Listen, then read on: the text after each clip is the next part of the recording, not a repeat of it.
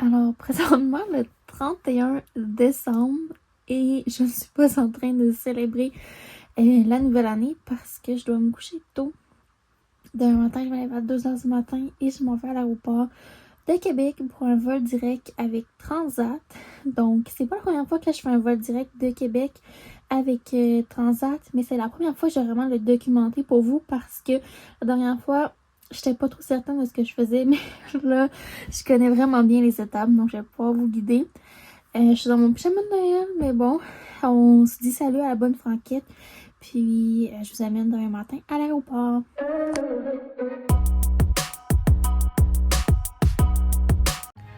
Donc, à partir de l'aéroport de Québec, c'est assez simple le processus pour prendre son avion. Ça varie un petit peu si vous avez un vol avec un escale ou un vol direct vers Orlando. Pour ma part, j'avais un vol direct avec Air Transat, donc j'ai débuté par m'enregistrer.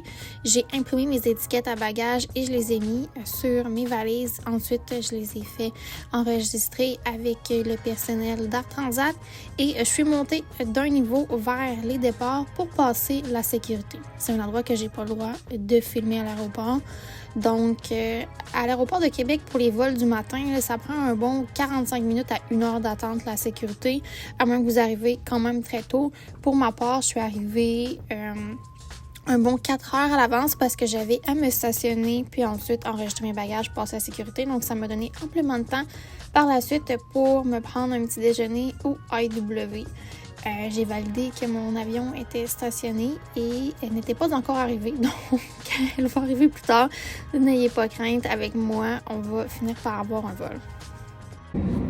Donc, on a passé la sécurité, ça s'est bien passé. Je pense qu'on était les premiers en file ce matin, il n'y avait personne. On a pris un petit déjeuner au IW, donc j'ai pris un sandwich. Puis là, l'avion n'est pas encore là. Il y a un avion qui devrait atterrir quand même bientôt. Donc, je crois que ça va être la nôtre. C'est la seule Air Transat qui devrait atterrir prochainement. Donc, j'ai bien hâte d'avoir la confirmation qu'on a un avion, tout ça. Puis, le vol, il va être super plein. On devrait arriver vers Orlando à 10h10. Donc, on croise les doigts que tout aille parfaitement.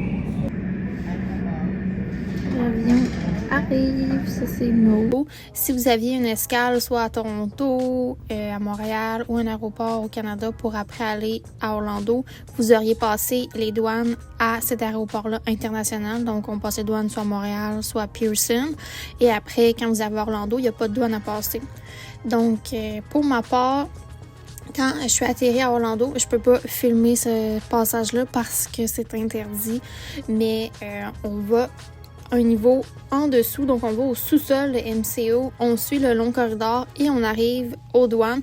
Il va y avoir là, 2 files, une pour États-Unis, donc résidents États-Unis et les Canadiens, puis une autre pour tout ce qui est personnes internationales. Donc quand vous êtes Canadien avec un passeport canadien, vous prenez cette file-là. Sinon, international, vous prenez la file qui est un petit peu plus loin. Pour l'international, ça prend les demandes pour pouvoir entrer au pays, mais pour ce qui est de résidents canadiens, on n'a pas besoin de remplir de papier ou de payer quoi que ce soit pour pouvoir rentrer aux États-Unis. On a qu'à présenter notre passeport. Ensuite, vous allez prendre vos bagages qui sont juste après les douanes et vous montez d'un niveau où vous allez être dans un endroit à part des autres qui vous mène directement là, pour prendre le tram pour vous rendre au terminal central où est-ce que vous allez avoir le Mears Connect et tout ça. Pour ma part, j'aime bien manger au food court, donc on reprend mes péripéties.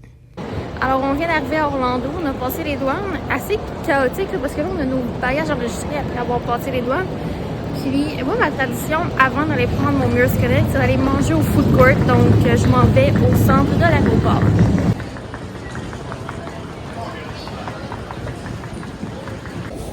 Alors, c'est lors de notre update Food Court MCO, j'ai pris du jus icy, ça goûte l'orange et ils ont des pailles en plastique aux States. Wonderful. Pour le unboxing, mon lunch, ça va être 10 croquettes McDo. Puis, encore une fois, quelque chose qu'on n'a pas au Canada, de la sauce ranch. En tout cas, chez nous, il n'y en a pas. Il faut tout le temps que je le demande dans un cup à part. Donc, thanks! Vraiment contente. Péripéties de vol, là, moi, il m'arrive toujours quelque chose quand je prends l'avion. S'il arrive rien, c'est assez rare.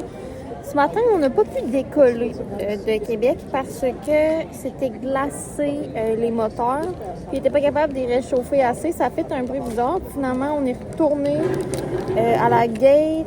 Les gars de maintien, ils ont fait leur job. Puis après ça, on a pu décoller. Mais quand on a décollé, c'était comme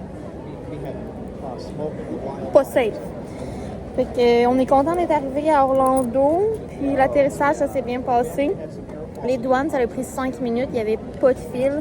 Là, on est au food court, puis après ça, on va prendre notre Mears Connect. Puis, je vais vous dévoiler en temps et lieu c'est quoi mon hôtel, mais c'est un hôtel que j'ai jamais fait et c'est en Deluxe. Donc, je viens de terminer mon super lunch. Et là, je vais descendre au niveau du Mears Connect. C'est ça que j'ai réservé pour mon aller. Pour mon retour, j'aime ça revenir en lift selon ma guise, mais pour l'aller, je ne veux pas me stresser à prix réservé ou le prix ou whatever. Donc, on s'en va au Mears Connect. Moi, je vais passer par les ascenseurs près du food court. Mais non! Magical Express! C'est tellement pas à jour. C'est un signe. Mais non, Magical Express, c'est fini. Let's go!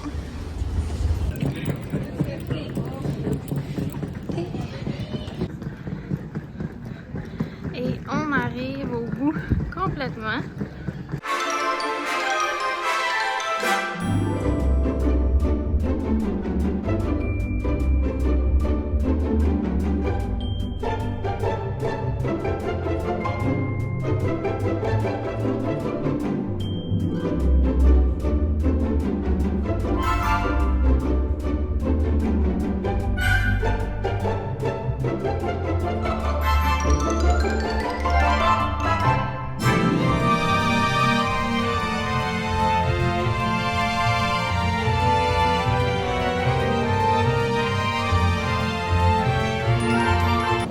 Donc, on a fait une méga sieste. On a rempli les gourdes.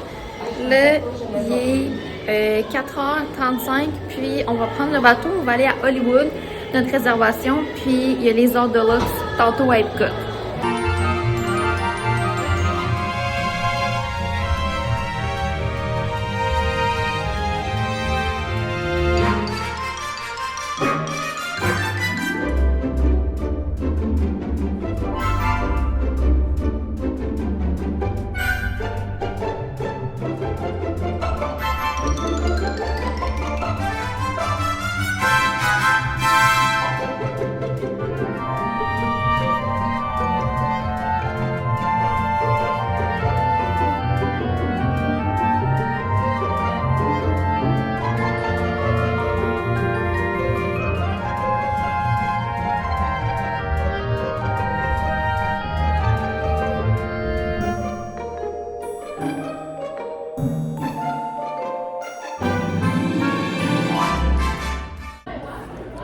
Alors, on vient de souper au ABC Commissary à la bonne franquette. J'ai pris des tacos de crevettes et dans le fond, ce qu'on a fait à date, c'est la tour de la terreur. Après, on s'est pris du café Joffrey's. Donc là, je devrais être correct pour les heures Deluxe à Epcot.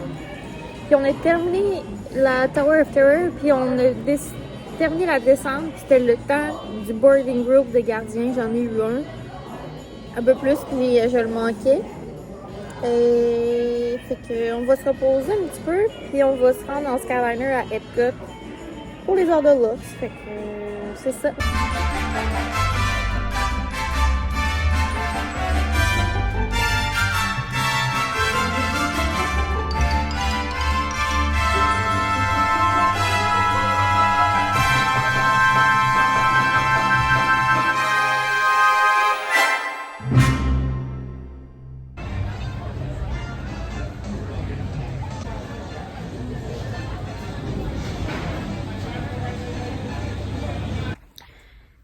Bon, ben, je me suis pas rendue aux heures Deluxe. Après Hollywood Studios, on a presque un jusqu'à Epcot. Puis, ça faisait 3 heures que Gardien Galaxy était shut down. Donc, il rouvre pas du reste de la soirée. Puis moi, ça me motive pas vraiment à aller à Epcot sans Gardien Galaxy, surtout que je suis pas une personne qui veille super tard. Fait que je vais skipper les heures de luxe que j'ai déjà fait à Epcot. Je trouvais que ça valait plus ou moins la peine. Mais je vais essayer vraiment fort de la scène de Magic Kingdom. Donc on est à la chambre. Ce fut une longue journée. Je suis fatiguée. Puis là, je vais mettre mon page de Cape May. Fait que je vais fitter avec la thématique Beach Club, Yacht Club avec le Cape May Café. Je pense qu'on va se mettre un film sur la télé. Puis ça va ressembler à ça. Demain, j'ai une réservation à Epcot. Donc, on se quitte pour aujourd'hui. Puis, on se dit à la semaine prochaine pour la deuxième vidéo de la série de mon voyage de janvier. Alors, bye!